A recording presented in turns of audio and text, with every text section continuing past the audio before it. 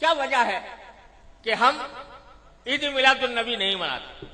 لیکن یوم پاکستان مناتے ہیں، آزادی پاکستان کا دن مناتے ہیں؟ تو میں اس کی وضاحت کرنا چاہتا ہوں کہ اس میں کوئی شک و شبہ نہیں ہے کہ اس کائنات کی تاریخ میں سب سے بڑا عظیم دن وہ تھا جس میں اللہ تبارک و تعالی نے اس کائنات کی ہدایت کے لیے جناب محمد رسول اللہ صلی اللہ علیہ وسلم کو مبعوث فرمایا۔ اس سے زیادہ عظیم دن انسانی تاریخ میں کوئی اور نہیں جس میں آپ تشریف لائے، لیکن آپ ہی کی تعلیمات اور آپ ہی کی سنت اور آپ کے جانثار صحابہ کرام کی سنت یہ ہے کہ انہوں نے کبھی نبی کریم سرور عالم صلی اللہ علیہ وسلم کا دن نہیں منایا، اور اس لیے نہیں منایا کہ اللہ تبارک و تعالی نے رسول کریم صلی اللہ علیہ وسلم کو اس لیے مبعوث فرمایا تھا تاکہ آپ کی ہدایت کی روشنی سے یہ کائنات منور ہو اور لوگ آپ کی تعلیمات کی اتباع اور پیروی کریں۔ آپ کی ذات والا صفات وہ ہر قسم کی رسمی کارروائیوں سے کہیں بالاتر ہے، اور حضرات صحابہ کرام جو آپ کی زندگی کے ایک سانس کے بدلے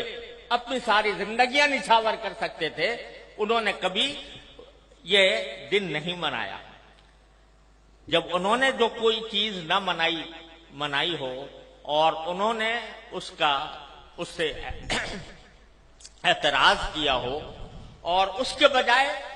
ساری زندگی اتباع سنت کی کوشش کی ہو، اس کو اگر ہم منانا شروع کریں تو دین کے اندر ایک اضافہ ہوگا، دین کے احکام میں ایک اضافہ ہوگا، اور دین کے کام میں کوئی اضافہ وہ بدعت کہلاتا ہے۔ من احدث فی امرنا ھذا وہو رد، تو وہ بدعت بن جاتا ہے کیونکہ وہ ایک مذہبی معاملہ ہے۔ عید میلاد النبی مذہبی تقریب کے طور پر منائی جاتی ہے، مذہبی عید کے طور پر، عید کا نام اس کا رکھا گیا ہے، اور وہ مذہبی تقریب ہے، اور مذہبی تقریب اگر کوئی شخص مذہب کا حصہ سمجھ کر وہ بنائے گا تو دین میں ایک اضافہ ہوگا جس کا نام بدعت ہے۔ اس لیے ہمارے اکابر علماء کرام نے اس بنانے کا اہتمام نہیں کیا۔ جہاں تک یہ 14 اگست کا تعلق ہے، 14 اگست کے یوم آزادی کا تعلق ہے، یہ کوئی مذہبی تقریب نہیں ہے، یہ کوئی دینی اجتماع نہیں ہے، یہ دینی تقریب نہیں ہے، بلکہ یہ ملکی تقریب ہے، اور ملک کی آزادی کے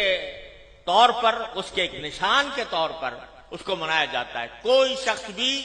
جو اس کو منانے والا ہے وہ اس کو دین کا حصہ سمجھ کر نہیں مناتا، اس کو مذہب کا جز سمجھ کر نہیں بناتا، بلکہ ایک ملکی تقریب ہے، ایک ملک کے اللہ تبارک و تعالیٰ نے ایک ملک ہمیں عطا فرمایا، اور ایسا ملک عطا فرمایا جس کی تفصیل مولانا عزیز الرحمان صاحب نے بیان کی ہے، تو وہ ہم ایک ملک کی تقریب کے طور پر بناتے ہیں۔ بدعت اس وقت بنتی ہے کوئی چیز جو شریعت میں نہ ہو اور شریعت کا حصہ اس کو بنا دیا جائے، لیکن یہ کوئی شریعت کا حصہ نہیں، یہ کوئی دین کا کوئی دینی تقریب نہیں، دینی عید نہیں، دینی مذہب نہیں، دین کا کوئی مذہبی حصہ نہیں، لہذا یہ ایک ملکی تقریب ہے۔ اور یہ ایسا ہے جیسے کہ اگر کوئی شخص اپنے گھر کے اندر کسی اپنے گھر کی تعمیر ہوئی اور اس تعمیر کے اوپر کوئی اجتماع کرے، کوئی دعوت کرے،